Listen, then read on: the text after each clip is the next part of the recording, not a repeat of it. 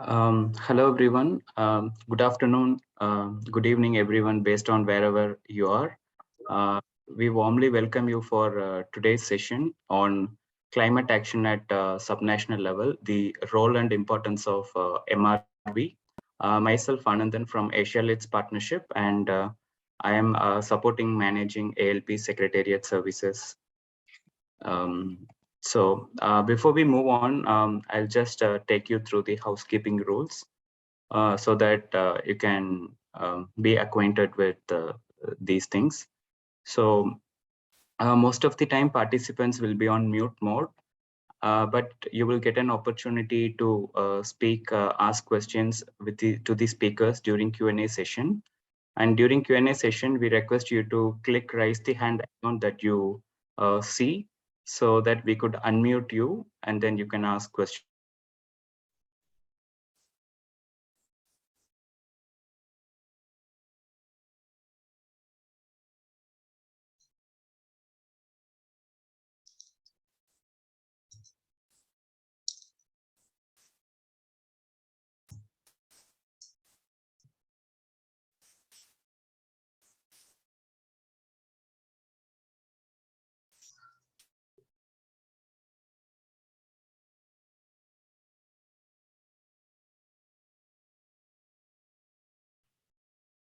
Hi, I think my colleague has the internet bandwidth must be an issue. However, while he joins in, I will continue. Oh, sorry, I think Anandan is back. I am sorry, there was some Yeah, okay, internet no problem. disruption. Continue, Um, Anandan. yes.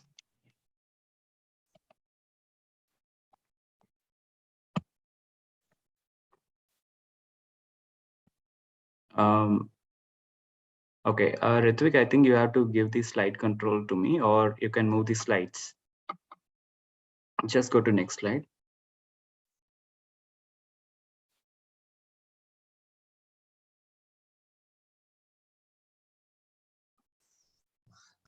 All right, thank you. So here is the overview of today's agenda. Followed by the introductions, we will have a interactive exercise that will be carried by Dr. Rose Bailey from Ricardo. And then followed by that, she will give a technical presentation on the roles and importance of MRV at subnational level.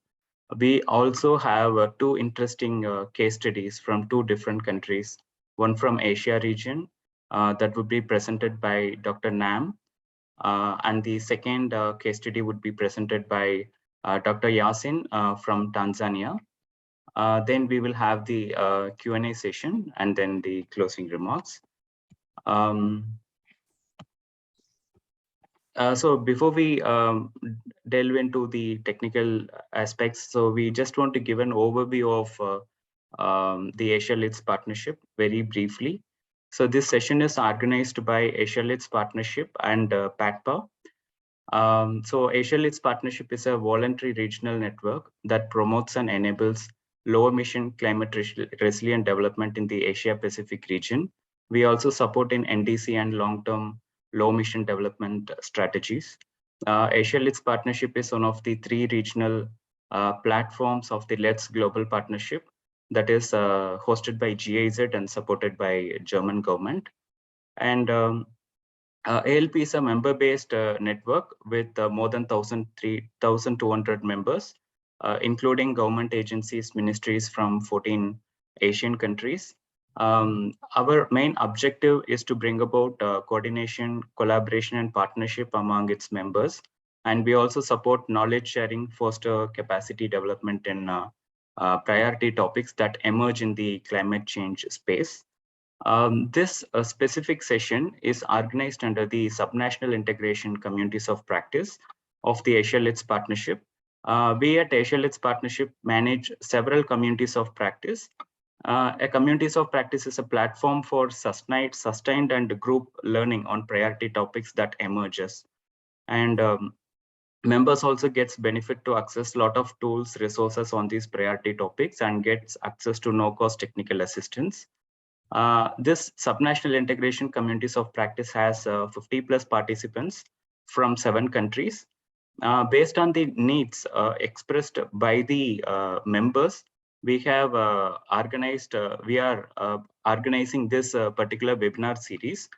And the first session was planned on 19th that focused on climate planning, tools and methodologies that are used in the climate planning at the subnational level. And the second session focused on prioritization and structuring of climate projects. And today's session is going to be very interesting. And today we will see the roles and importance of MRV at subnational level. Usually MRV or this transparency, all these topics are discussed at national government levels, but subnational governments play a very critical role in achieving national targets. And it becomes very important for improving the capacity and understanding of subnational governments regarding MRV. So to achieve that, this session is being organized. So that will help them for getting better results, and also that may help in getting better access to finance. With this brief note, we would like to invite Rosia from PATPA to give some introductory remarks. Rosia serves as advisor and regional group coordinator of Asia region at PATPA, and she has worked extensively in the Central Asian countries in the institutional strengthening of NDCs of the countries for the GCF. Over to you, Rosia. Thank you very much, Anandan. I hope that you all hear me. Yeah, I'm very happy to be part of today's session.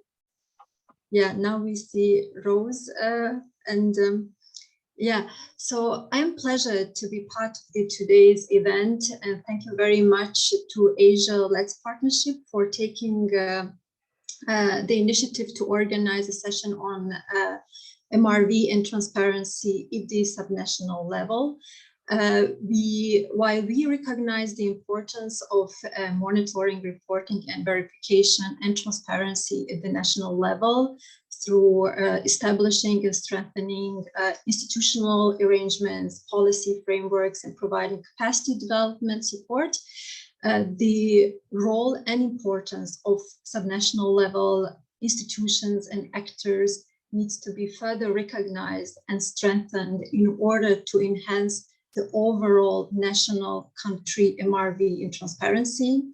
And we hope that such sessions and events will provide this platform to discuss the existing issues, challenges, and the opportunities that exist there in order to enhance the interconnection between national and subnational MRVs, and how countries can also thereby enhance their implementation of the Paris Agreement, the commitments that have been taken under the Paris Agreement, as well as the reporting requirements under the Paris Agreement. The partnership on transparency in the Paris Agreement is hosted by the GIZ Support Project for Implementation of the Paris Agreement. We are supporting countries globally, and we are closely cooperating with international partners, with regional partners, as well as the countries, in order to address certain needs for capacity development, for strengthening institutions and enhancing policies. And we are happy, of course, to collaborate and continue such collaborations with all partners, whether it is in Asia or in other regions. Today's session, I think, will start or continue the discussions of how we can further reinforce the institutions, the actors, in order to bring in the sectors that are playing a key role in mitigating greenhouse gas emissions and strengthening the resilience of countries to the impacts of climate change. I'm very excited about the inputs that we will hear today on the role of MRV at national level, and I'm also very excited about the discussions that will follow after these inputs that we provided. There will be interesting cases of country insights from Vietnam and Tanzania, and I think that it will help us to get more closer understanding of how countries are establishing subnational MRV and working on it.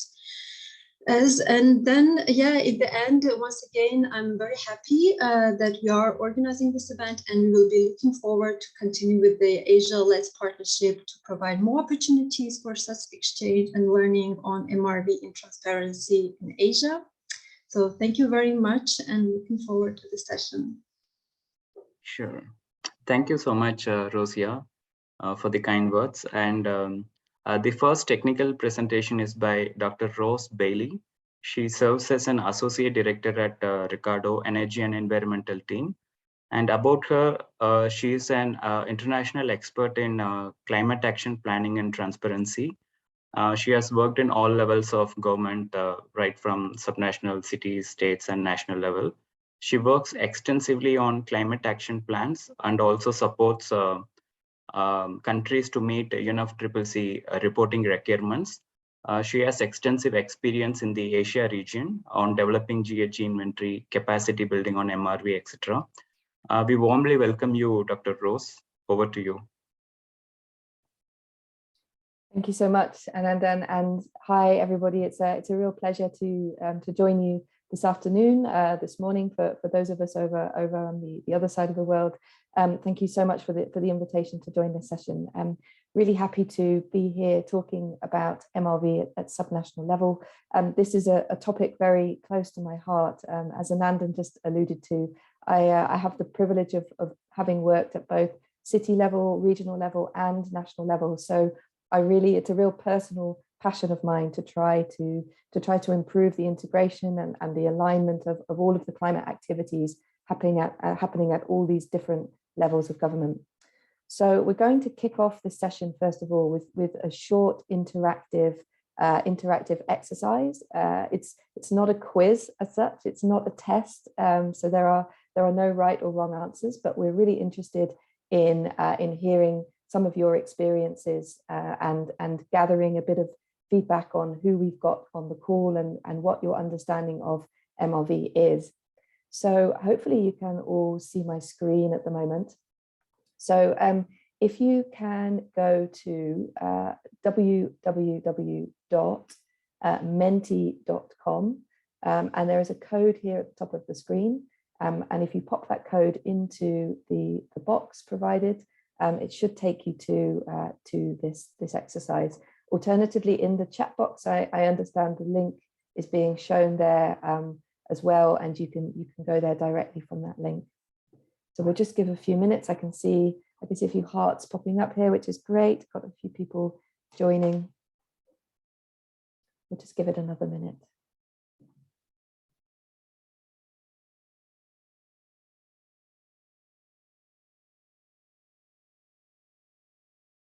Okay, still a few more joining.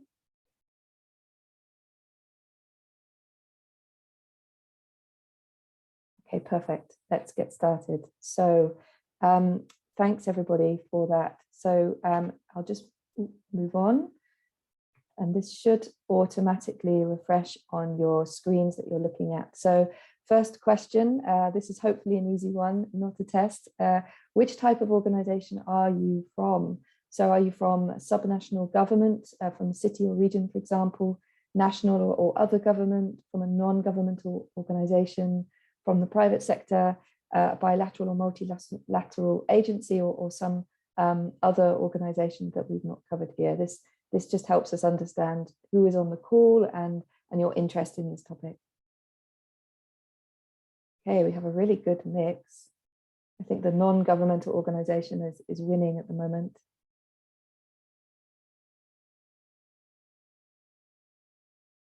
Great, so it's good to see that we've got a really good mix of people. Thank you so much for answering that. I think that is everybody. So we'll go to the next question. This one is a little bit more thinking from your side. So we haven't done the presentation yet, so I'm interested in understanding what you think MRV is and what MRV might mean to you. So in one or two words, what is MRV to you? You can type your answers into the box. You can have several answers if you like.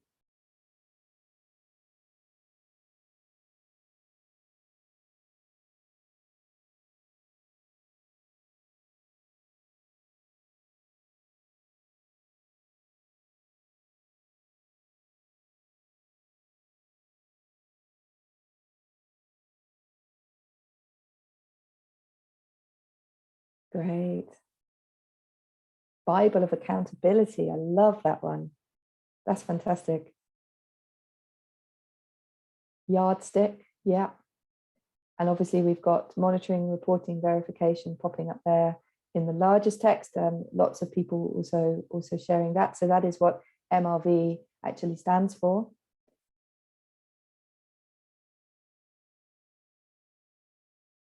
And measurement also, we sometimes say measurement, sometimes say monitoring. A fundamental tool, feedback. Yeah, this is great. Thank you so much. Coordination, emissions reporting, quantification of greenhouse gases, tool to monitor actions. These are all right answers, by the way. These are all fantastic answers. Okay, I think that's nearly everybody.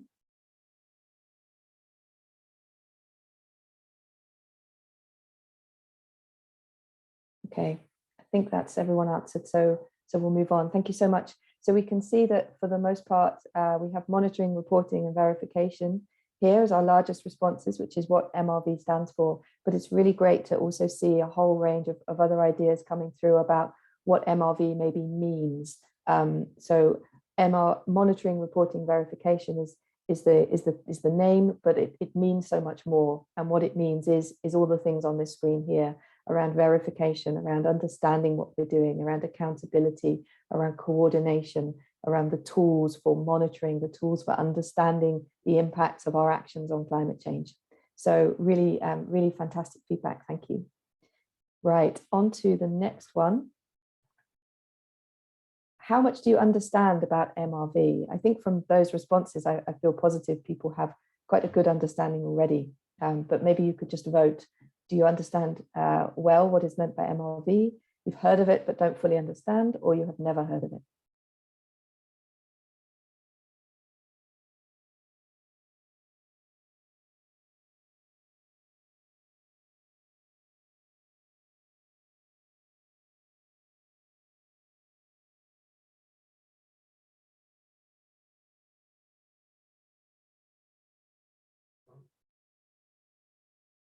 Okay, great.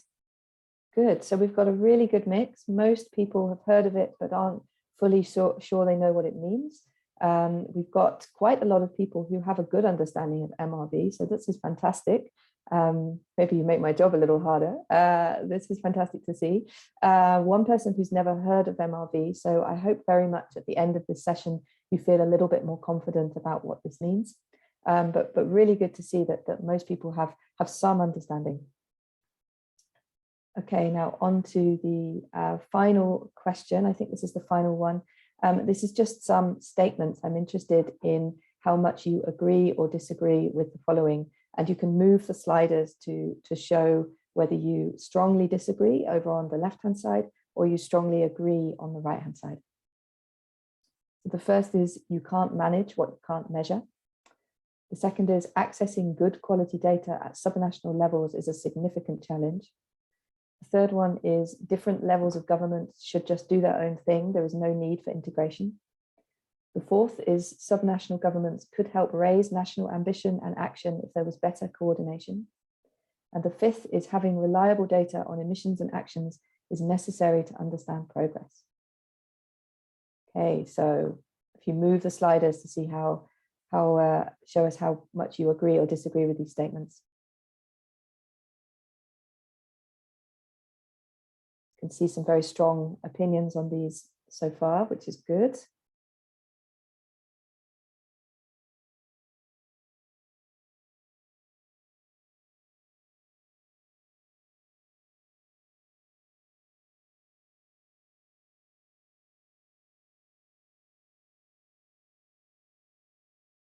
Okay, give it another minute.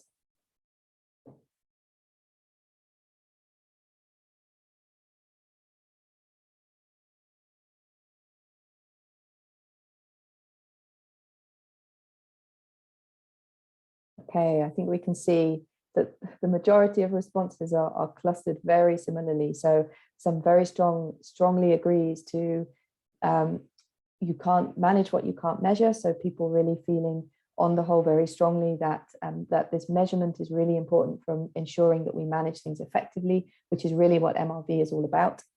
Accessing good quality data at subnational levels is a challenge, and most people also agreeing with that. But the two strongest agrees are that subnational governments could help raise ambition and action with better coordination, and having reliable data on emissions and actions is needed to understand progress. So really great to see those responses, and strongly disagree that different levels of government should just do their own thing. There's no need for integration. So I would agree. I would also disagree with that. So good to see these responses, and I think this reinforces a lot of what I will be talking about today, and my colleagues will also talk about in the case studies about the real opportunities for alignment and integration. So thank you very much for answering those. Just lastly, if you have any questions about MRV, this is a good opportunity to post them. We'll try and hopefully cover lots of them during the course of the session, but we can come back to questions at the end. If you have any burning questions that you want to post here now, then please do. You can also, of course, post questions in the chat box, and we have a panel discussion at the end of the session where we will answer these. But if you have anything in your mind now that you think this is my question, or my concern, or my confusion about MRV, you can also capture them here.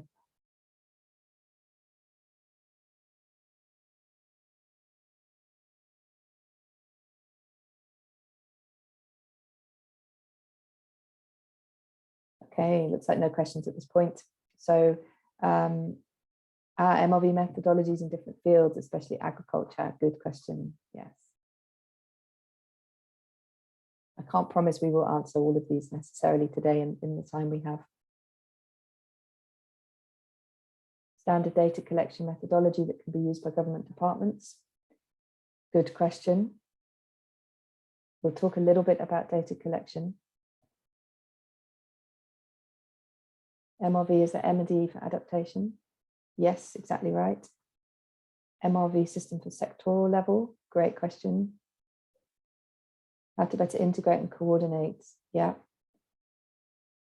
And MRV in the municipal solid waste management sector. Monitoring, evaluation, and learning practices. Okay, super, really good questions. I can't promise we will answer all of these. Some of these I know we will cover a little bit during the course of this presentation, and please do pick up these questions at the end as well when we get to the panel discussion. So many thanks, everyone. This screen should stay live. If you want to continue posting questions, or please also pop them in the chat box so that we don't forget them for the end. Brilliant. Okay, Anandan, over to you then for the slides.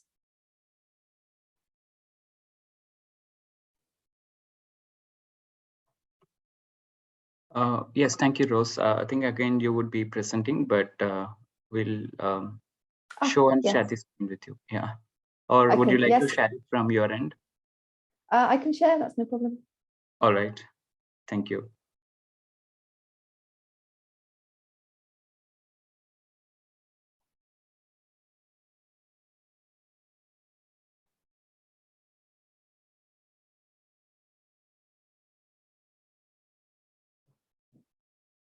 Okay, so MRV at subnational level. So what do we mean by this? So this is the outline of the session for today.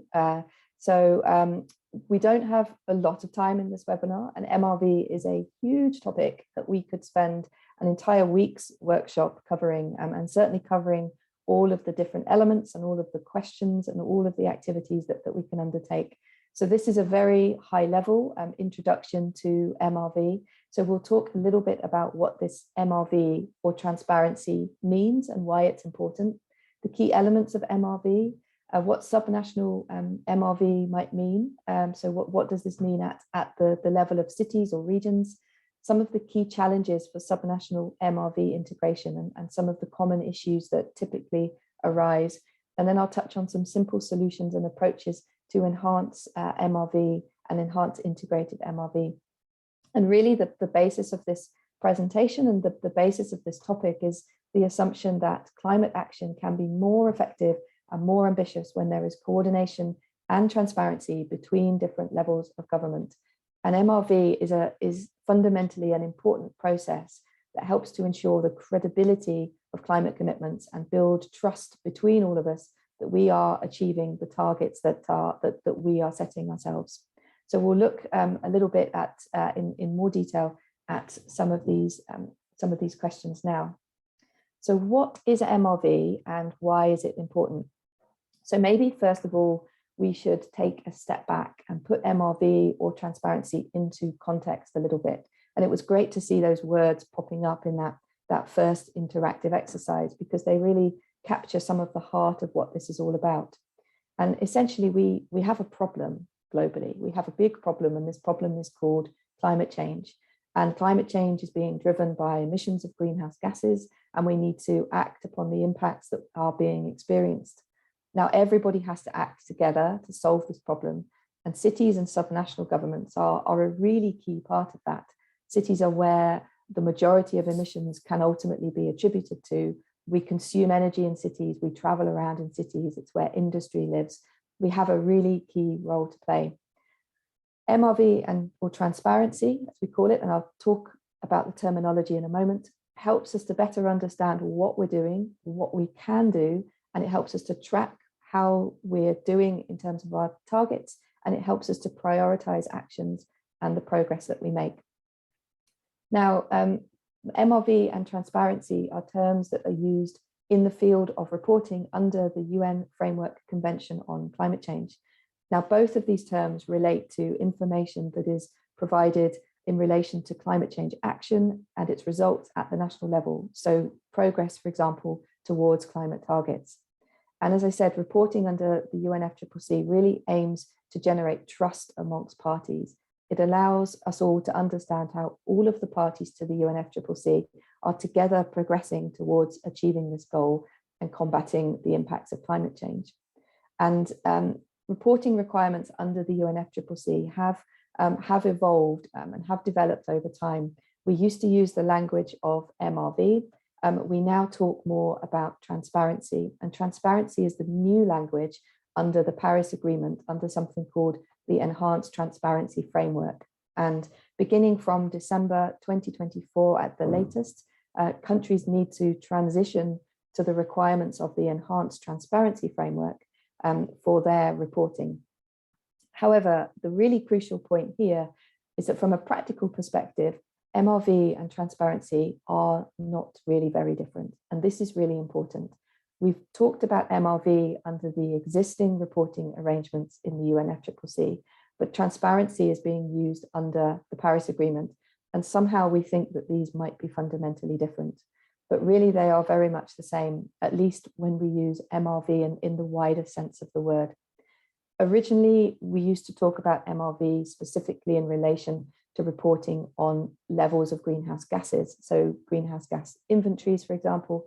But over time, it's really been expanded to cover all sorts of issues, such as measuring the impacts of mitigation actions, or MRV of climate finance, so tracking how much support has been received or how much support has been provided.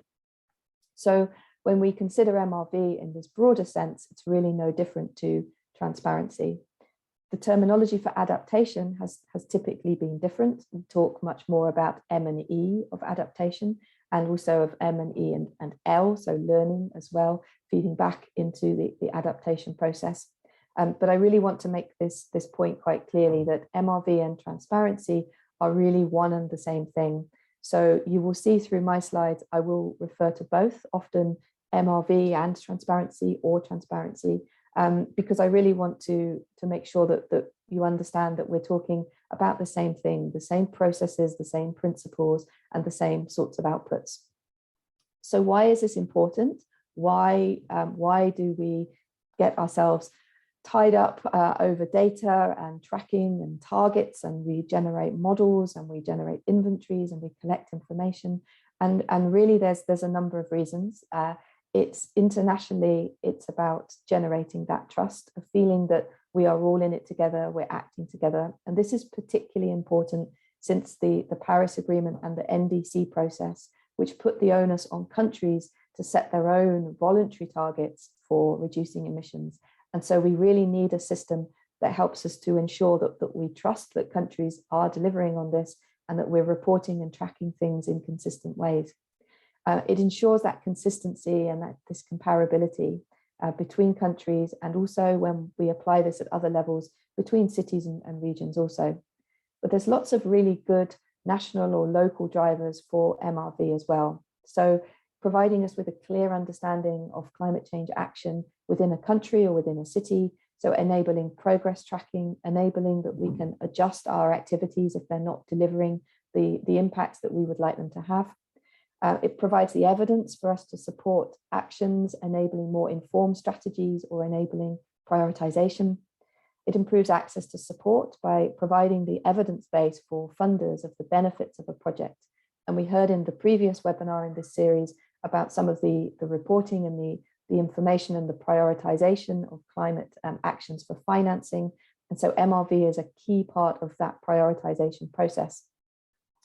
It can help enhance awareness of stakeholders. So by being transparent and disclosing information on our progress, on our targets, we keep our stakeholders more informed and we can keep them more engaged.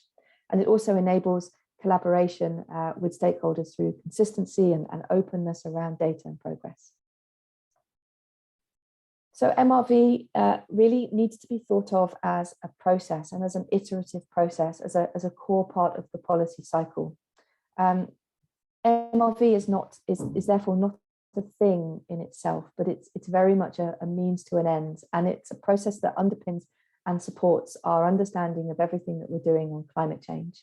Now, as we saw a moment ago in the interactive exercise, MRV stands for monitoring or measurement, which is all of the activities related to data collection and assessment of data.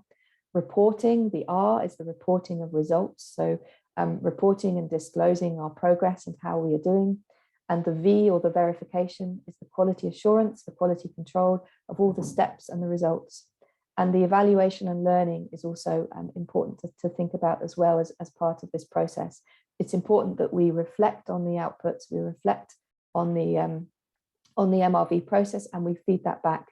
So this diagram is supposed to try to capture this in the form of a policy cycle. So MRV helps us to plan, implement, track, and then adjust the activities that we're doing towards meeting our climate change goal. So in terms of the UNFCCC process, this is an image here from the Enhanced Transparency Framework Handbook from the UNFCCC. And this really shows how MRV, or transparency, underpins climate action and implementation of the Paris Agreement. And to achieve the goals of the Paris Agreement, parties agreed to a common set of 4 steps, which are shown in this image. And the second step here is to submit something called a biennial transparency report every 2 years, beginning at the latest in December 2024. And this biennial transparency report provides the information reported under the Enhanced Transparency Framework to fulfill these transparency obligations, or these MRV obligations. So essentially, it's the outcome of the transparency process. And what are the elements of this that are included within these reports? Well, they include a greenhouse gas inventory. So this helps us to track the historical greenhouse gas emission trends. It includes information on mitigation actions, so on the implementation and the planning of actions and the tracking of how these are progressing. It includes information on adaptation actions to address climate risks. And adaptation, we talk more about M&E of actions than we do about the MRV of actions. For greenhouse gas projections is another key part. This is something required for developed countries only, and hasn't been required until the 2024, until the Enhanced Transparency Framework. So the orange stars indicate the things that countries are already doing, and the others are things that will be new. So projections is something that will be new for developed countries. And support needed and received, which helps us to track climate finance flows, technology, capacity building, and also state the needs. And lastly, progress indicators. So something else that is new under the transparency framework, which is about supporting the tracking of progress towards the NDC target. And collectively, all of these elements enable us to track progress on implementing the NDC, as well as providing the numerous benefits for domestic policy. And these are all underpinned by the principles of transparent data collection, of reporting, of the QA/QC processes, and supported by institutional arrangements and structures that enable us to put this all together. So this is what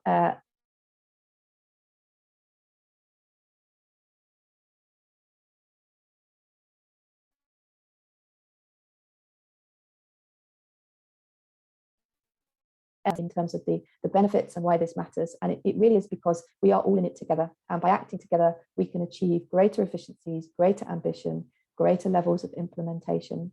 And cities are responsible for large shares of emissions. So if we can improve the way that we are tracking and reporting data on this, if we can harmonize our data and reporting processes, then maybe we can achieve greater things. We can make more effective progress, and we can be more confident about the progress that we're making in tackling climate change.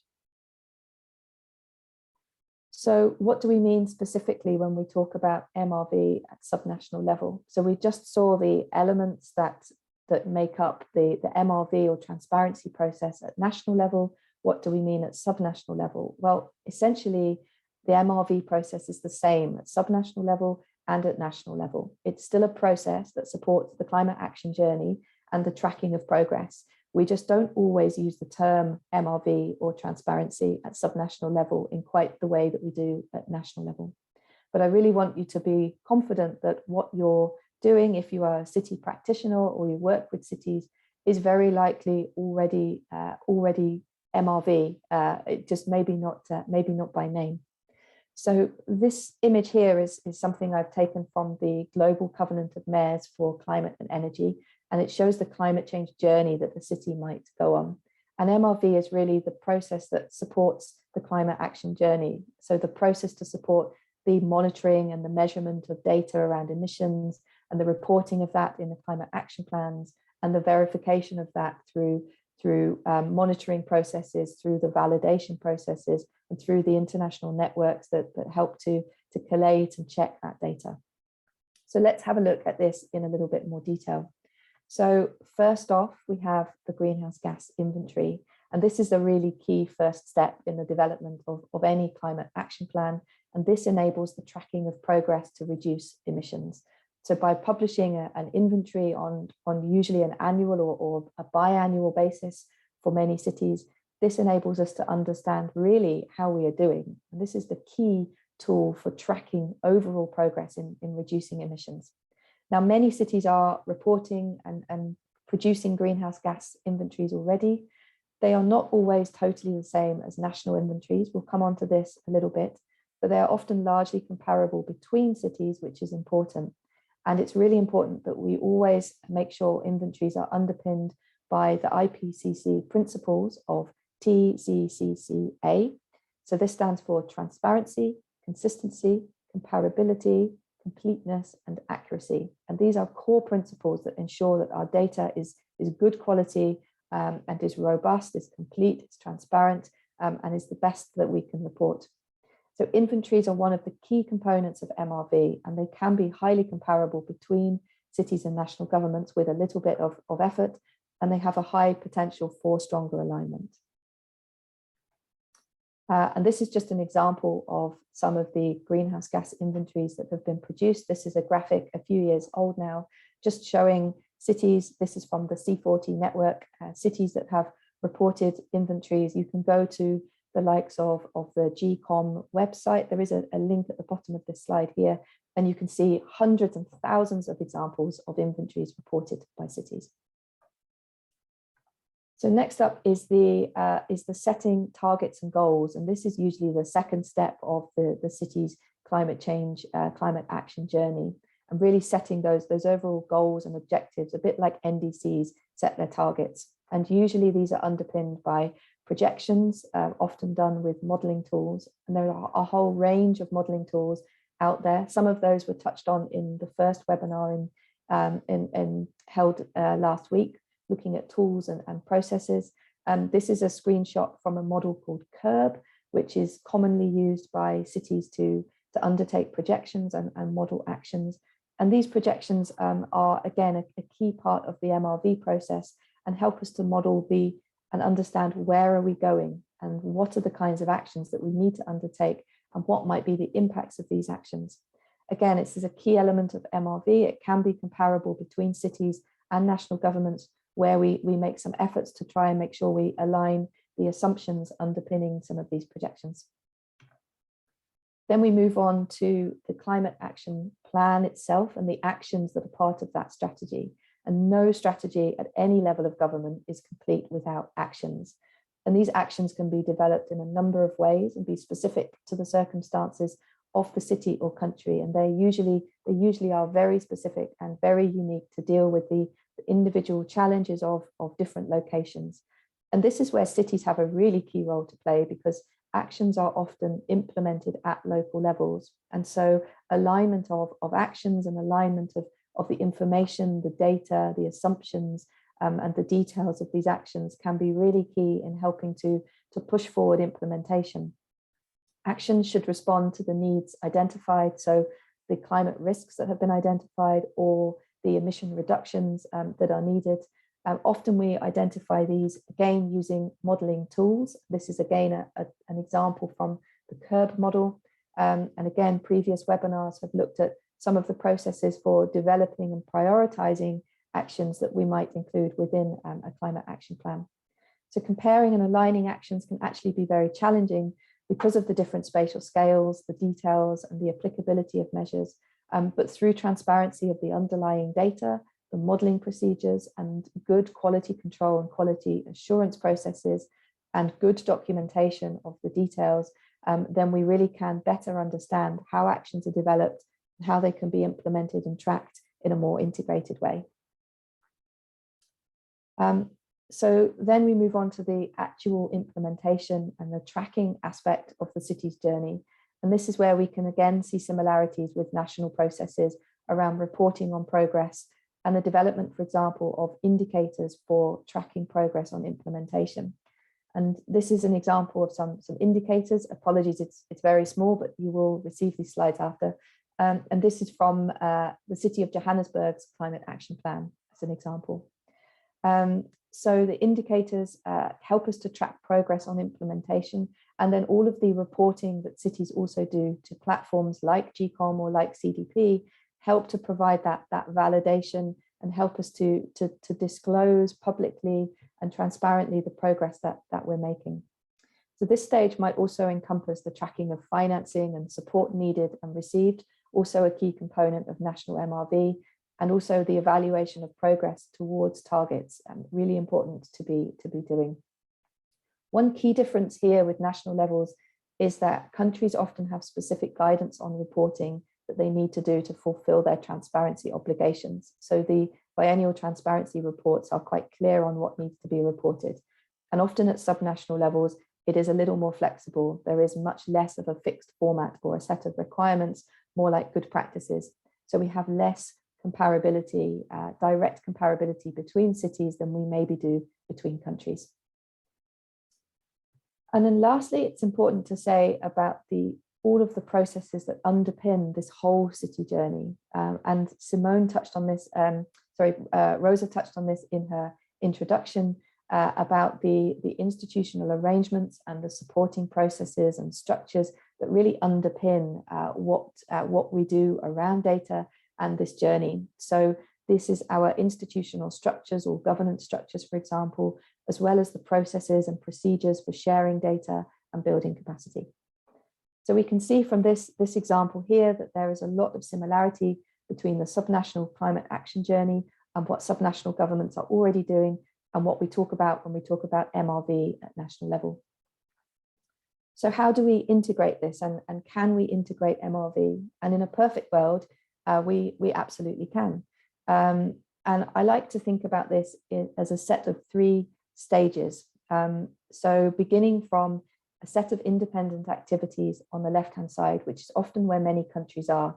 So many cities and local governments may be very much doing their own thing with independent data sources, methods, and tools. And ideally, we would move to a system where things are more aligned. Now, if we are at this left-hand side here with a set of independent activities, the key thing here is communication. So it doesn't matter if our activities are quite different and independent, as long as we are transparent about what we're doing and we communicate that. So this means producing and sharing technical reports, for example, with assumptions and methods, which enable us to better understand the data underpinning what is happening at subnational level or national level, to be able to adjust and utilize that. Ideally, we're moving a little more towards the middle box, so a set of common and consistent activities. And to my mind, a good integrated MRV system would have still some flexibility and some activities that are specific and tailored to the needs of cities, but utilizing common data sources, common tools, common methods. So using the same emission factors, statistics that align with national statistics, for example, so that we can enhance our ability to compare and contrast what we're doing. We could move to one system of activities on the right-hand side, a fully integrated database type model. But in many ways, this is not optimal. High amounts of effort, limited flexibility, and limited agency for cities and local governments to really manage and utilize that. So for me, somewhere in the middle is where we want to be. But there are a lot of challenges to doing this. And I like to think of this as two sets of challenges. So technical challenges related to the actual elements themselves, the methods and the tools and what we're reporting and the data we're using. And then the procedural challenges around communication, cooperation, and capacity. And these challenges on the right, I won't talk about in much detail now, but I think that there's been a lot of literature, a lot of work done on understanding and working and supporting governments and cities to help to overcome some of these. So building capacity, improving systems and platforms for communication and knowledge sharing, for example. On the left-hand side, however, we have the technical elements. So greenhouse gas inventories and the different technical approaches. So the use of something called the GPC for cities and the IPCC for national governments, for example, are where we often see challenges in that alignment and integration. So some examples of the technical solutions that we might apply to these, and we'll look specifically here at inventories and at the projections, targets, and scenarios. So focusing very much on the technical and numerical aspects here of integration. I appreciate there is a whole world of other issues that are also important. When it comes to inventories, the IPCC and the GPC actually are more aligned than we often think. The methods in the GPC are taken from the IPCC. So this means if we use the same data sets and the same data sources, we can have much more confidence in comparing and contrasting our emissions. Some challenges include things like the scopes framework, which I think has been touched on in previous sessions. And the main challenge is around just the different data sources and assumptions. For projections and targets and scenarios, assumptions are often very transparent in these. So growth rates for population, growth rates for GDP, for example, which is good for alignment, but often the different tools and methods that we use at different levels mean that it's just like comparing apples and pears, really, really difficult. Also, often the approach to developing a business as usual scenario, so how might emissions change in the future with no actions, can be done in very different ways and include different things. So what can we do to try and enhance alignment? Well, my first recommendation is publish data sources, methods, and assumptions in technical reports. And it's a key and really basic element of transparency, but publishing and disclosing that information, the methods, so that people can see how information was put together and they can interpret it and utilize that and compare or aggregate as needed. In the same way, publishing and harmonizing activity data, emission factors, global warming potentials. Lots of cities struggle to get emission factors that align or compare to their national governments, ending up using many defaults. If we use the same numbers, we can be more confident about comparing and integrating the results. Uncertainty assessments or data quality assessments. can be really helpful in allowing us to understand the overall quality of the data and where there might be opportunities for one partner or another to make improvements. And then ensuring data is provided at a level of disaggregation helpful to other tiers and agree preferred methodologies. So if, for example, a national government compiles emissions for a sector in a very, very detailed way, can they also report data at a much higher tier level, a much more generalized way that enables subnational governments to make a comparison more easily? Communicating data needs and adjusting formats accordingly.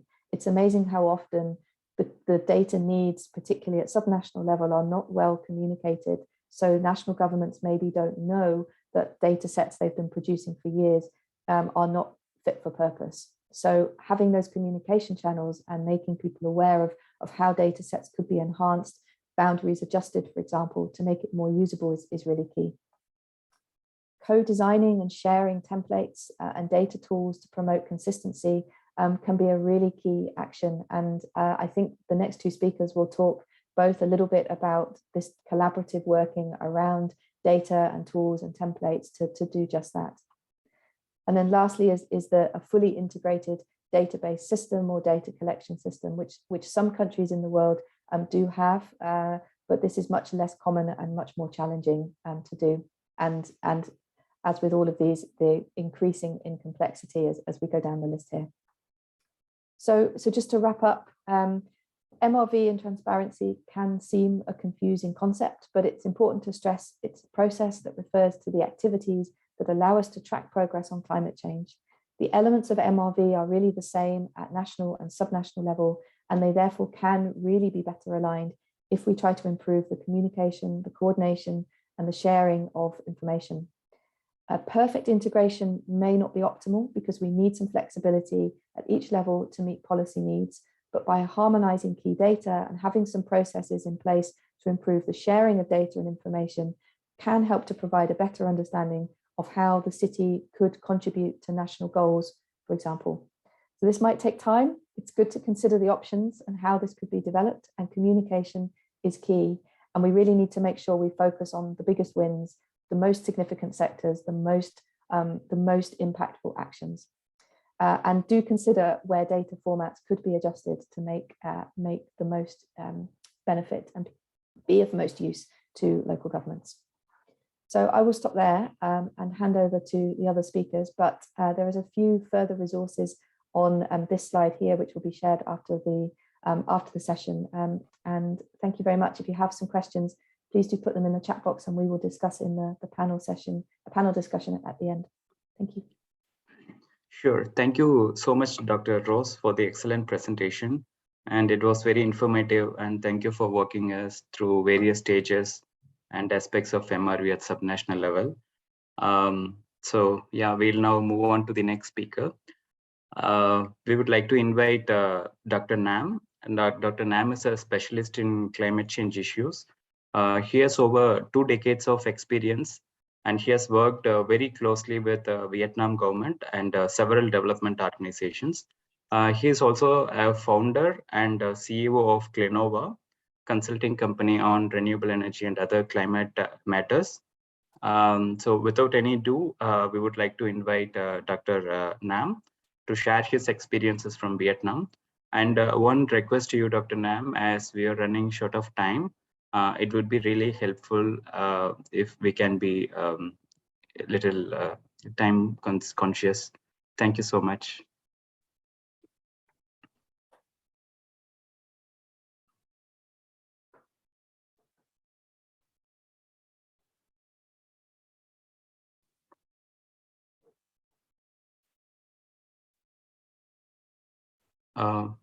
Dr. Nam, I think you're on. Yeah, okay. Yeah. Thank you. So thank you for the introduction. So would I share my screen, or you can share from the screen for me? Thank you.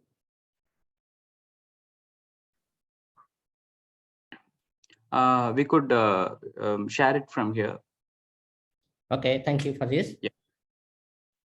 So first of all, thank you the the workshop to give me the chance to speak today. So thank Dr. Rose Bailey for very informative and introduction about the MRV. So for my talk, I would like to talk some example in practice, especially the link between the national MRV system and the MRV system at city level, which I worked there before, like a city advisor of Hanoi City, one of the city with quite leadership on climate change responding. So could you show me the next slide, please? And the slide 27.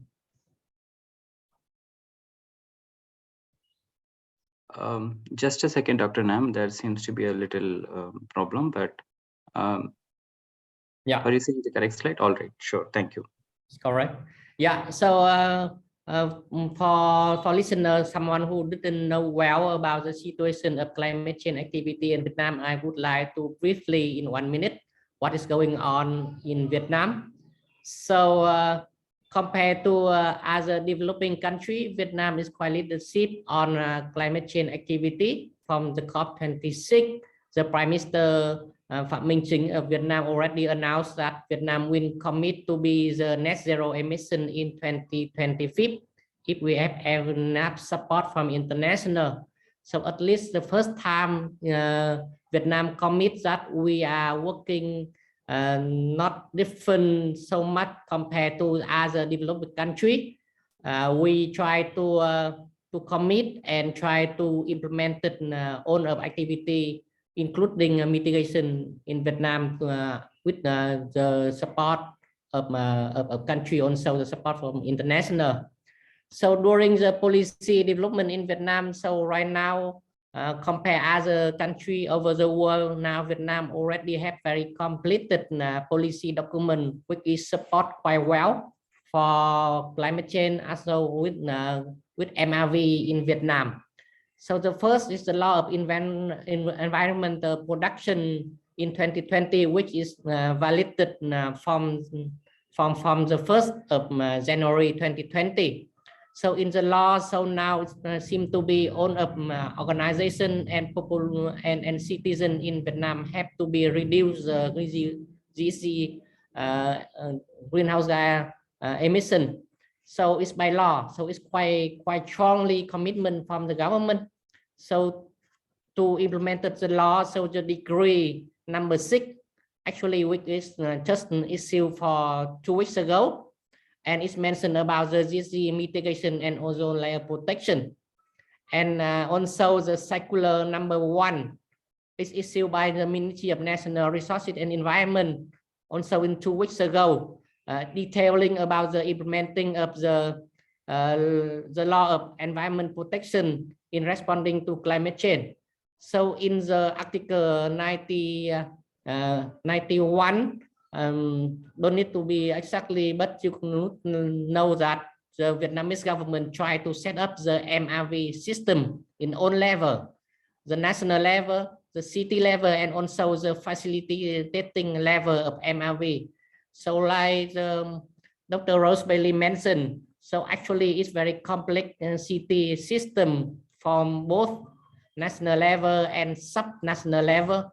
But it seems to be in Vietnam now we already have very clear policy to guide all of stakeholders to implement the MRV system to help to checking the greenhouse gas emission in own level. So besides in the last week, the decision number 1 also from the Prime Minister decision in the 28th of January 2020 for promulgating of the list of sector and large emitter in GC inventory. So it seems to be now all of the city, country, and also facilitate enterprise in Vietnam, around 2,000 entity should be have the inventory reporting since 2023. It means next year. So it seems to be now to support for the government commitment. So on a city, province, also in the role of responsibility will support for the whole system for MRV, the greenhouse gas inventory and mitigation action. Next slide, please.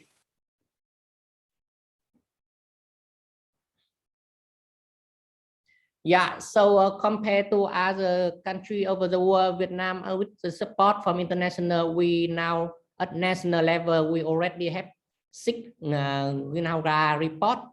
Regarding about one question from the listener on the text box, I can answer quickly that the difference between the BTR, which is Dr. Wesley mentioned, on a country over the world have to report from 2024. So it's basically it's still similar the national communication or BUR, which the country report before.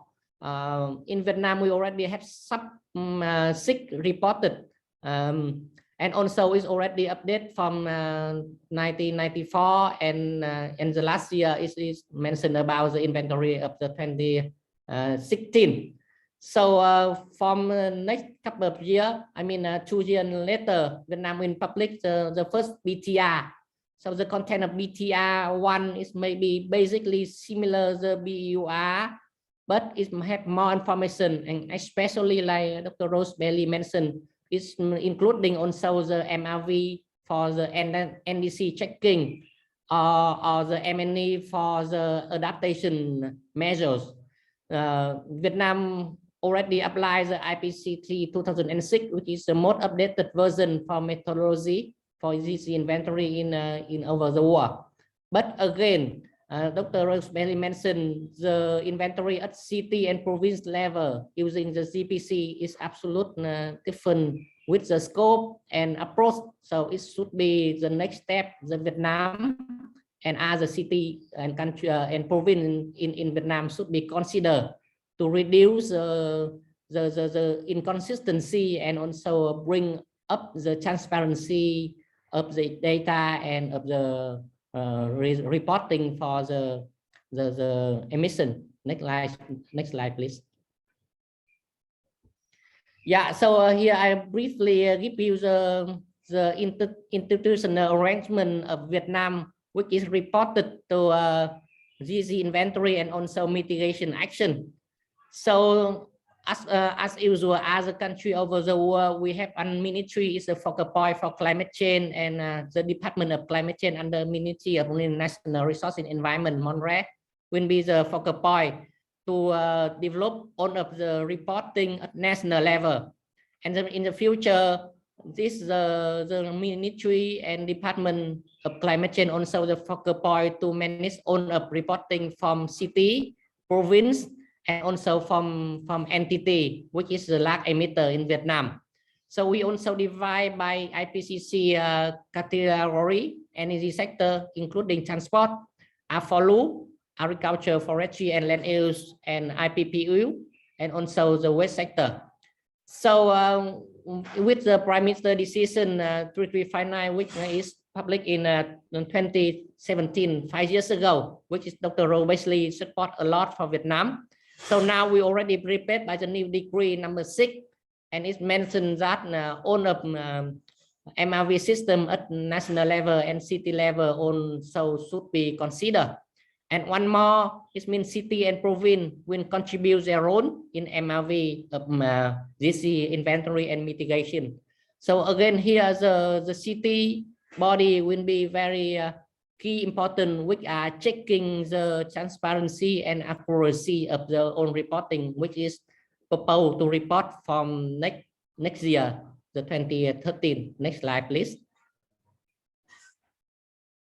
So here's the design of the MRV system in Vietnam. So again, similar with the procedure for GC inventory. So the MRV, it go parallel exactly with the reporting of GC inventory report. Also, so you can see in the graph, so MRV in the focal point, and on the sub level of city and province, also with the line ministry, the factory and business is definitely the implemented GC mitigation and greenhouse gas inventory. So you can see it's quite simple that it's a combined approach top-down approach at the national level to sub-national level. But the MRV will be go bottom-up. It means it will be using some procedure for QA, QC, or reporting from the entity level.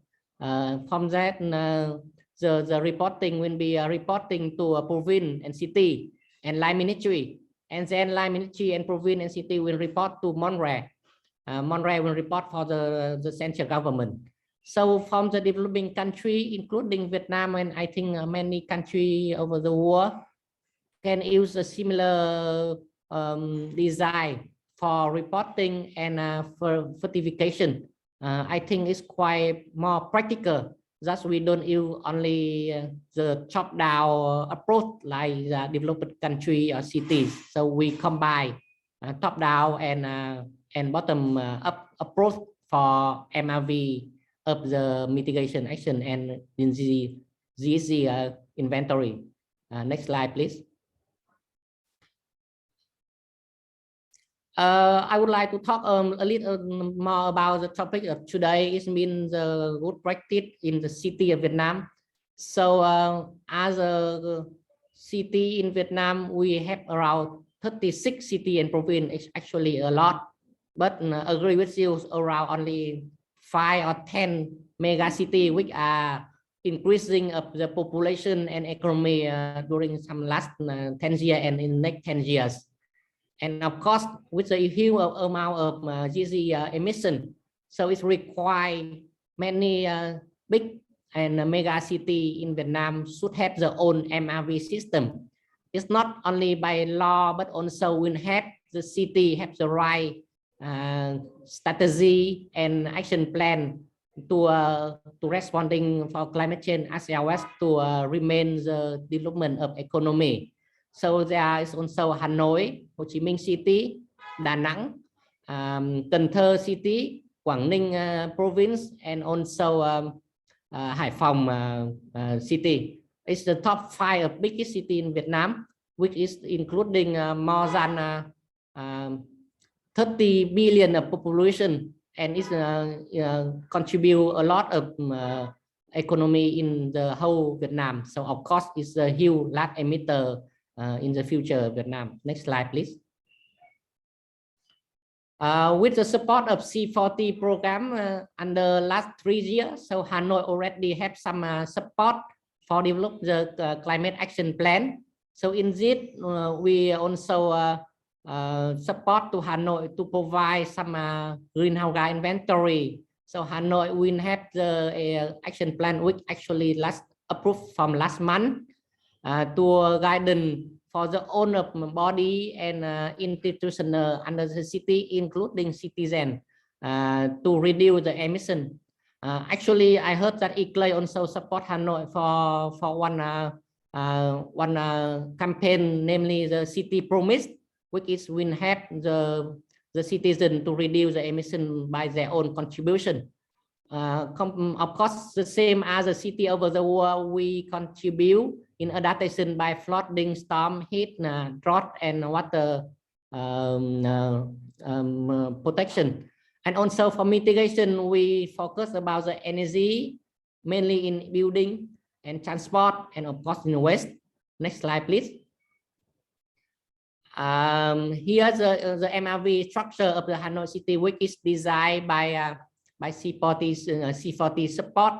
So because Hanoi is also one member of the central government, so if at the national level, Ministry of National Resources and Environment, the focal point at the national level, but at the sub level, I mean here the city level and province level, so Department of National Resource and Environment will be the focal point for monitoring all of activity in the city, including transport, agriculture, construction, industry, and trade, and so on.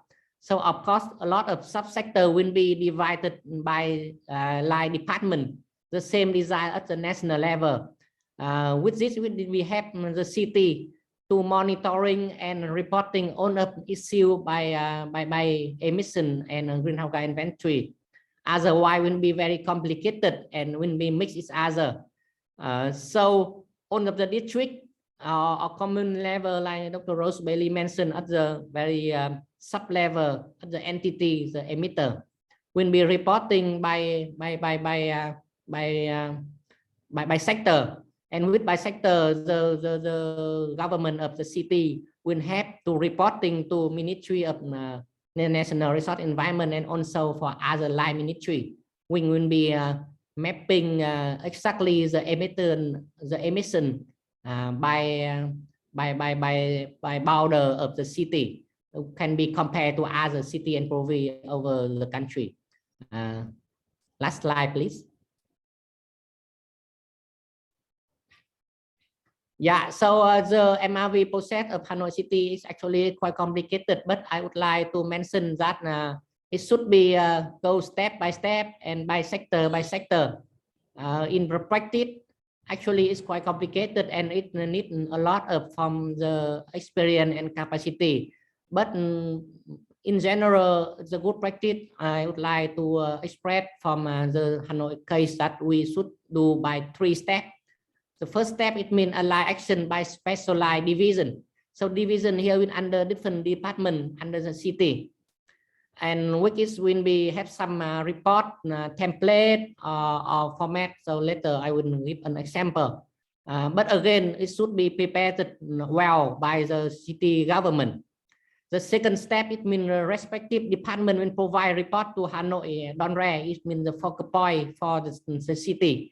Otherwise, will be mixed between different subsector, and will be reduce the transparency and accuracy in the future. And the last step is when we use the report result of report. So the report will be harmonized from different department and country, and then it will be harmonized with the national level. And of course, with the law of Vietnam for environment protection, now the reporting and certification will be go by law, and we already have the decree, circular, and some other relevant policy document to have all of stakeholder and body in the whole country from very big level and very common level to report correctly and with the correct flow.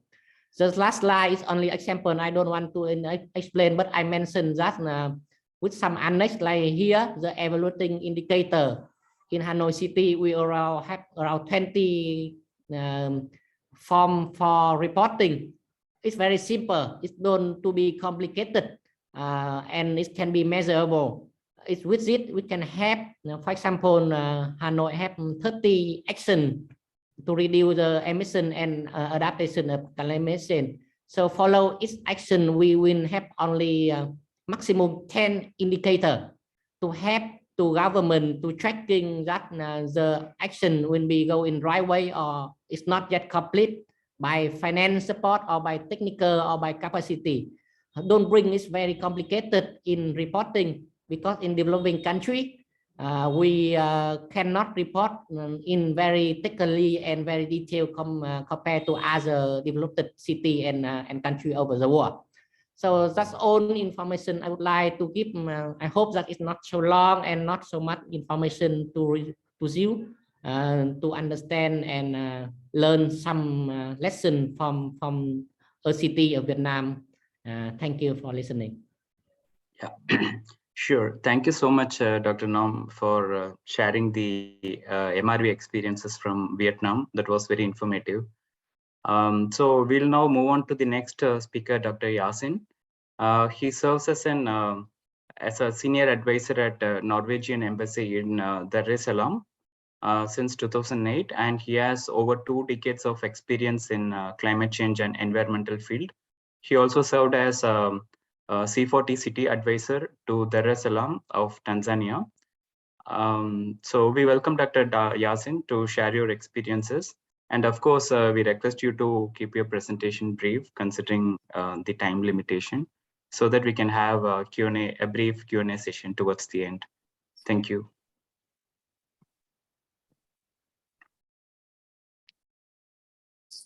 Yeah, thank you very much. First of all, to apologize that I'm not able to connect it to my camera. I am using the phone and the camera is not working. I hope you can hear me well. To begin, let me say that I would like to thank Dr. Rosie very much for connecting me to participate in this webinar and share the experience of Dar es Salaam Climate Action Plan and the MRV work that we have been doing both in Dar es Salaam and in Tanzania. I would also like to acknowledge that ICLEI did a very good work in Dar es Salaam to develop a thematic atlas, which has been a very important input into the Dar es Salaam Climate Action Plan by providing some of the nature-based solution to address climate issues in the city. My presentation will mainly focus on what has been the experience of climate action plan in Dar es Salaam, and with a specific focus on MRV related issues. The next slide, just to save time.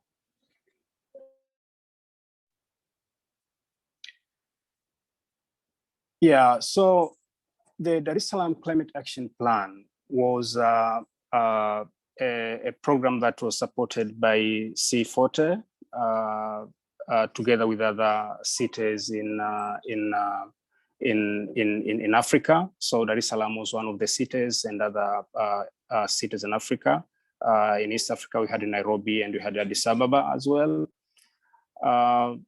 And I would say that Dar es Salaam is of Tanzania. Tanzania is in the East Africa with almost 6 million people, and Tanzania has about 60 million people. So we're talking of 10% of the entire population. We do have a capital, which is in the center of the country, is called Dodoma. This is a relatively small one population-wise. So when you talk of actions that the country can account for when it comes to climate planning, is really Dar es Salaam has a big contribution because of the population, but also because of a number of commercial activities that are happening in the city.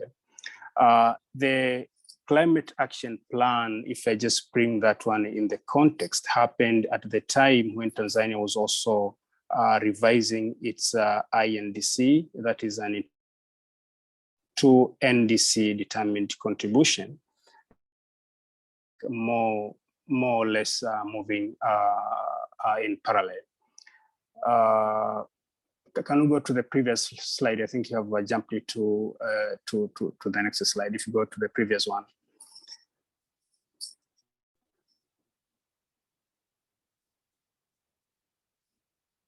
Yeah, so the action planning was done as part of the mitigation was part of the entire climate action planning. So we had planning for both adaptation and mitigation. However, the mitigation was this has been really the idea behind that.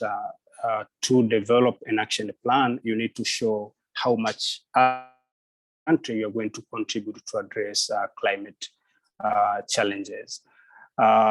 This was done in the context, as we may be aware, that most of the developing nations, really mitigation is not a priority. It is considered important, but if you were to list what kind of priorities the local authorities have and the national government has, definitely climate mitigation wouldn't be like a high priority. So this was done in that context. And yet we needed to make sure that we have, the city government being on the driver's seat in developing the mitigation actions. And one of the techniques that we used is to make sure that the communication is done properly.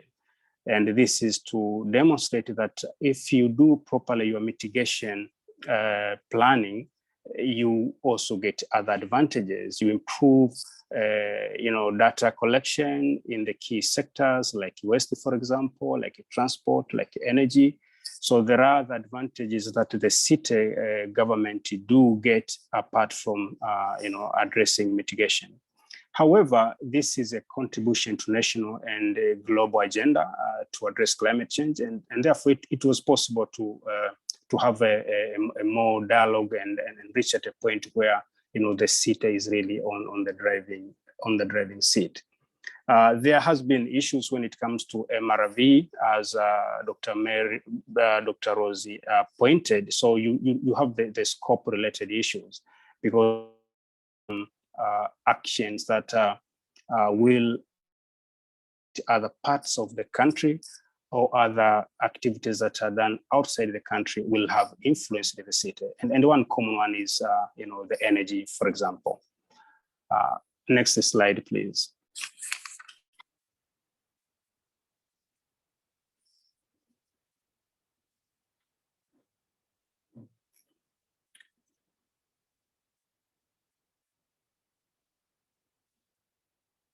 Yeah, so in terms of the process, it was quite consultative in terms of making sure that much as MRV is more of a technical issue, but officers within the city were being engaged to understand what is really MRV. And I should say that for Tanzania, which benefited from the initial or previous climate mitigation related work, like for example, RED, for those of you who know about RED, this is reduced emission from deforestation and forest degradation. So MRV isn't really an entirely new terminology. However, if you go through the city, not many people would have an understanding of that one. So there was a consultative process that brought these technical officers within the city to understand what it means, and especially when it comes to data access and availability, this was important to make sure that they are on board. The tools that we used, as Dr. Rosie mentioned, was GPC, and this point of view, it was mainly compliant and acceptable within the UN FCCC framework. So this was like the main issue. And normally the cities would have consulted with the national experts who would provide them with the necessary assurance that, okay, the tools develop the inventory within the acceptable range at the international level. Total of 4 workshops as part of the climate planning, and some of them were entirely dedicated to MRV and inventory work, particularly, especially for the workshop 1 and the workshop 2. So for the workshop 2, it was mainly to see on the different scenarios. Okay, if this is the emission that we are seeing that is happening within the city, what kind of actions can the city take to reduce that emission? Let's say we have different, we have a source from the waste energy. What can we do in the waste management to reduce emission from the waste sector? The same applies to transport and energy. So these workshops were done involving not only the city experts and the stakeholders, but also those who come from the national level that have the activities affecting or influencing the actions within the city. And the national, the results of Dar es Salaam, which indicated that about 12.8 million tons of carbon equivalent was the emission. And this served as a baseline, and this was based on the 2016 data. So it's already an old figure, so to speak. We need to update this to a more recent. And then we also had a national MRV, which was done mainly by a figure of 145.6 million tons of CO2 equivalent. Taking the ratio, this is almost like, the city's contribution to the national level is almost like 8%. This can be explained because of the nature of the country, where most of the emission is coming from the forestry and also land use and the land use change, main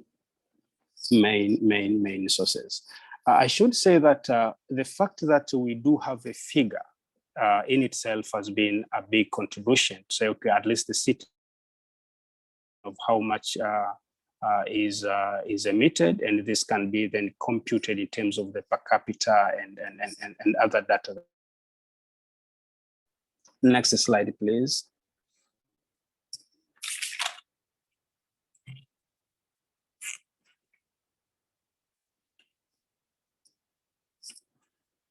Yeah, so in the next slide, we are I'm referring to the national commitments and comparing to the city one. So we were able to submit the Tanzanian NDC, National Determined Contribution, with a relatively high commitment of 30 to 35% of emission reduction by 2030. City had a commitment of 30%. They more or less align to the national level commitment, and therefore this serves as a baseline that will be used to measure, what performance have we managed to achieve by 2030. When it comes to the previous work, Tanzania has done MRV work mainly on the forest sector. And as I mentioned earlier, because of previous work on reduced emission from deforestation and forest degradation, more work is now ongoing. We do have a center that is dedicated and mandated to look on all GHG related issues, greenhouse gas emission related issues, MRV work, particularly holding data. And the next step is now for the center. It's called the National Carbon Monitoring Center. We can share their link and you can see some of their work later. So they have done quite well when it comes to forest sector. Other sources, particularly related to waste, related to energy, related to industrial processes, and the like. And therefore, the next step, you can now go to the last slide, is now on how the city is now collaborating with the national level. The collaboration has mainly been, number one, on the technical part, sharing the experience of the work that was done in Dar es Salaam with the national level, and particularly the National Carbon Monitoring Center, to see what kind of tools have been used, the data collection between national level and the city, in those sectors that the national has not really covered well, like waste, for example. But also in terms of the national authorities that are mandated to follow up on the climate work, focal point, which is its office, they have the mandate and the duty to coordinate all climate-related issues, and they are the custodian of the national determined contribution. And therefore, the experience that the city has gained from developing its climate action plan is becoming an important contribution to translate the NDC into local level. We also have another office that is the ministry responsible for local authorities. And therefore, not only the Dar es Salaam city, but other cities. We have other 5 cities in Tanzania. We have other towns, big towns and small towns. All of this will need to develop or to translate the national determined contribution to their local level, sharing the experience gain in this local authorities. But also, as I mentioned, for the case of NCMC, and then lastly, to say that for the sectors that have been earmarked, a contribution of the climate action planning, then we hope that this will be then a key contribution to national level. So there is a back of an announcement in my background. And then when it comes to collaboration, especially on the data, this again is an area where we think that the city will have an advantage of sharing more and use MRV data as for planning, to improve transparency. And when it comes to the national communication, when it comes to the reporting preparation for COP, for example, 27, this is an area where we see more collaboration coming between the city and the national level. Yeah, so maybe I should end by saying that we know that there will be demand for more climate action at a national and a subnational level, key and needed in that process.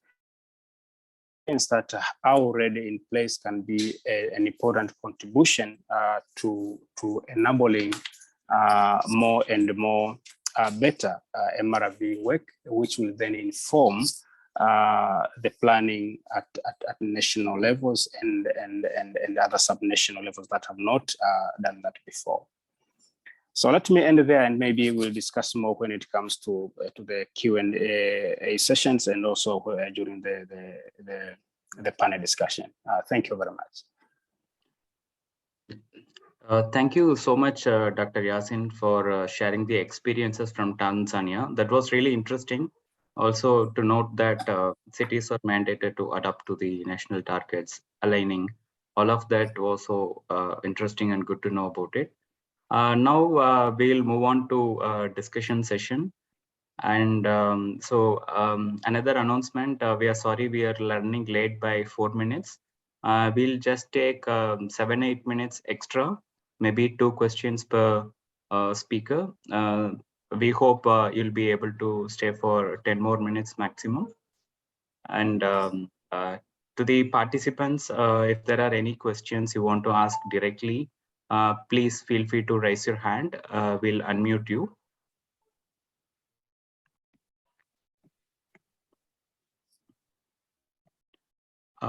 So maybe the first question to Dr. Rose.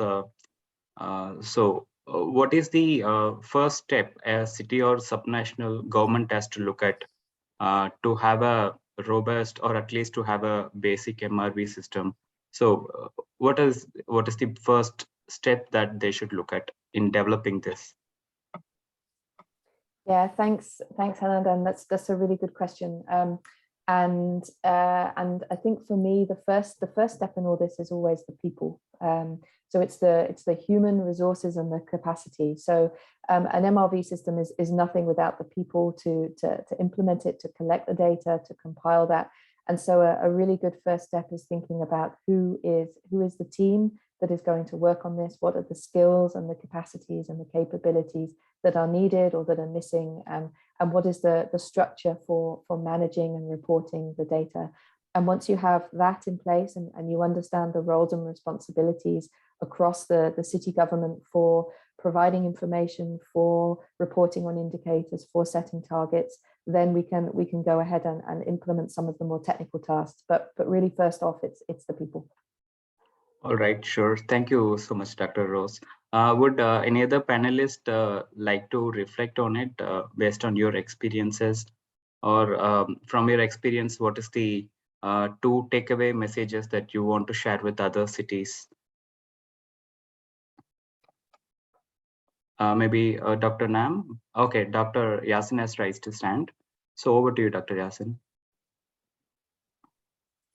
Yes, from our side, the first step was really to do an appraisal. And this was important to understand what is already happening, what kind of information is available. This was done in collaboration and technical guidance from the technical experts, and Ricardo has been really useful in this area also.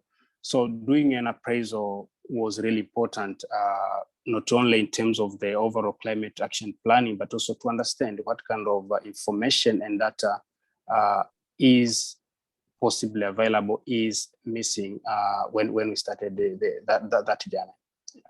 Thank you. Thank you, Dr. Yasin. Dr. Nam, would you reflect on it?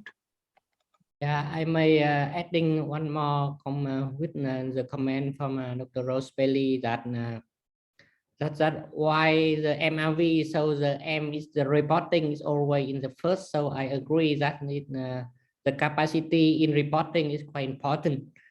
Before we can think about the reporting of certification, we have to report our measurements correctly. So that's why this inventory capacity is crucial important.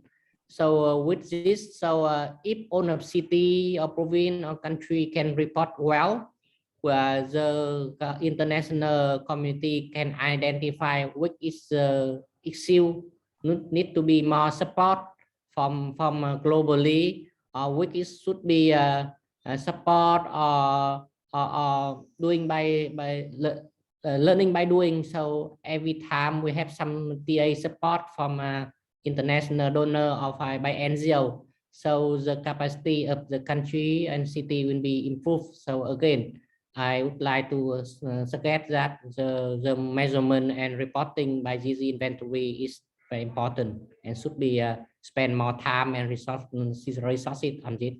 Thank you. All right, Dr. Nam. One subsequent question regarding capacity building. We know that the provinces in Vietnam are to come up with the green growth strategies, all of that. So is there any specific capacity building programs being rolled out by Vietnam national governments to support provinces in adopting it or to increase their capacity? Could you share some experiences there?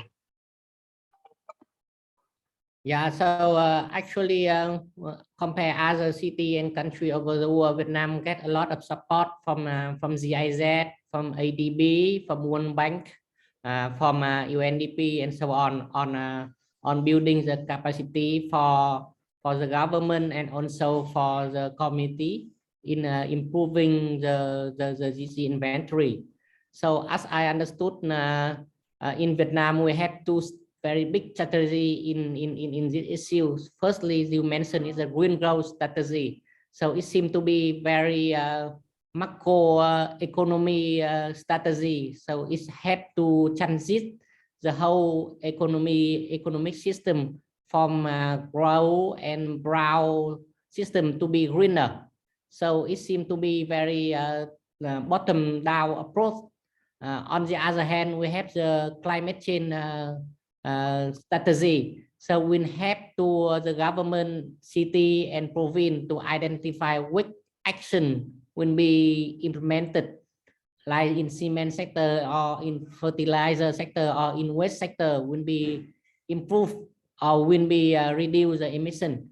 So during the last 10 years, I have seen a lot of support from ADB for this inventory for some city and province in Vietnam. And also GIZ, JICA, UK, FCO fund, a lot of fund will support from the city level and also from national level on capacity building and on MRV. Thank you. All right. Thank you so much, Dr. Nam. I see Dr. Yasin's hands raised. Over to you, Dr. Yasin. Yes, thank you very much. Just to add to what Dr. Nam said, I think when it comes to the capacity needed, when we think of a green growth strategy like what is happening in Vietnam, we had a similar sort of strategy, the READY strategy. So they are somehow related because they are all aiming at enhancing a growth that is more sustainable, that is more greener. So the capacity, when it comes to MRV, we all agree in terms of what kind of capacity is needed. But what also is important is who should be targeted here. Because again, when it comes to how do you document the changes as you implement the strategy, it really depends on who is able to provide you with the data that will be used to feed into your monitoring. So, at national level, you have those who will be participating, who will have a more aggregated data at national level. But you also need to have those who have data at sector level, be it agriculture, be it land use planning, be it water management. But also you need capacity for those who will be, capturing data at local level. So the question of who need to be considered so that they are able to capture, to document, and submit data to the national, provide now an input to how implementation of the strategy is contributing to the national commitment is really important. Thank you. All right. Thank you, Dr. Yasin. A participant was sending few questions. So I would like to turn to Mr. Rajiv. Would you like to ask your questions directly to speakers? We have unmuted you. Yeah, thank you very much. So I think some of my questions were already answered, I think. So my question was like how to set a standard MRV for the country so that the countries can, like the reporting can be compared among the countries. So I think, yeah, it was well answered by Dr. Rose. So the standard set by, I think, the UNFCCC under the IPCC 2006 guideline, it explains that. However, like I have gone through the NDG reporting submitted by the countries. It seems like that the countries do not have any standard format for submitting. Like it seems like there is not a standard set of format for reporting their data. So in that case, I'm still like my question is like how if there is no standard set of reporting, how can it be comparable between the countries? Yeah. All right. Thank you so much, Rajiv. Yeah. Thank you. So Rose, would you like to reflect on it?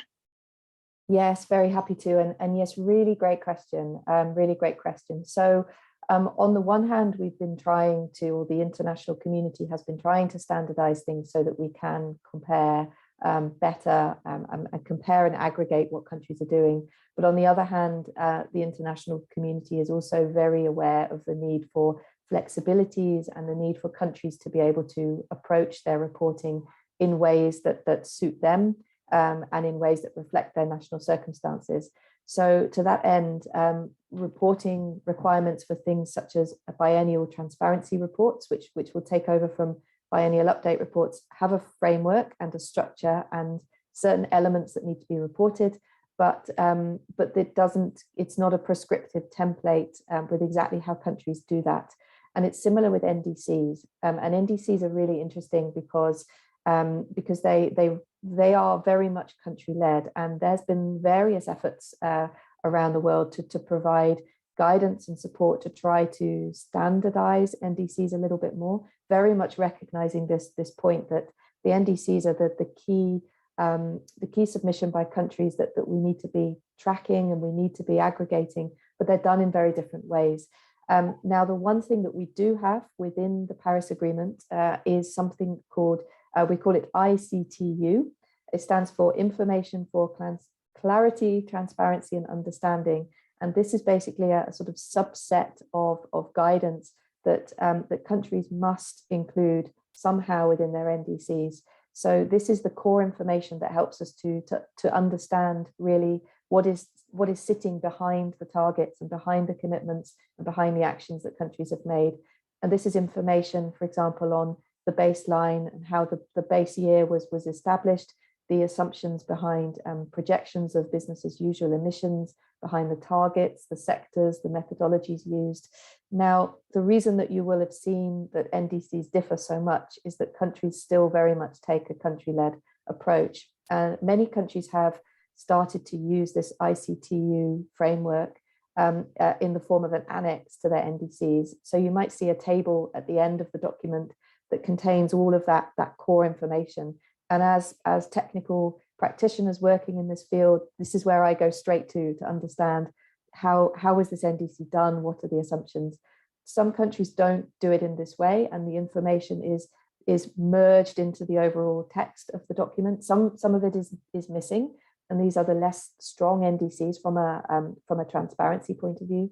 But this ICTU framework is what is trying to provide that standardization within this framework of giving countries flexibility in the way that they put those documents together.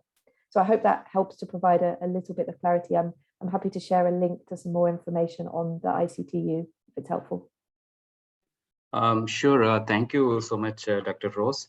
Of course, we have a few other interesting questions as well. And also, I think we should reflect on the items that people expressed interest to learn more during the interactive exercise. If there are anything interesting that we want to reflect upon, I think we could reply in the email as well, considering the interest of time. Maybe for now, we'll just do the closing remarks and wind up for the day, as we are overdue by 18 minutes. We have a post-webinar survey. We want to hear from you, your feedback, your inputs, and the topics that you want to learn subsequently, anything related to what was discussed today and future topics. So you can join SNI communities of practice to stay in touch with this topic, and tools, resources would be shared with you. And all the 3 webinar materials will be shared in email. And we request you to share with colleagues, peers, and any cities who are here, or the people in your circle. You can get back with any MRV related request national governments as well. And we would be happy to support it along with PATPA. And we take this opportunity to sincerely thank PATPA team to help organizing this session. Special thanks to Simone, Rosia, Rose, and also big thank you to Dr. Yasin and Dr. Nam. PATPA team, do you have any final words before we close?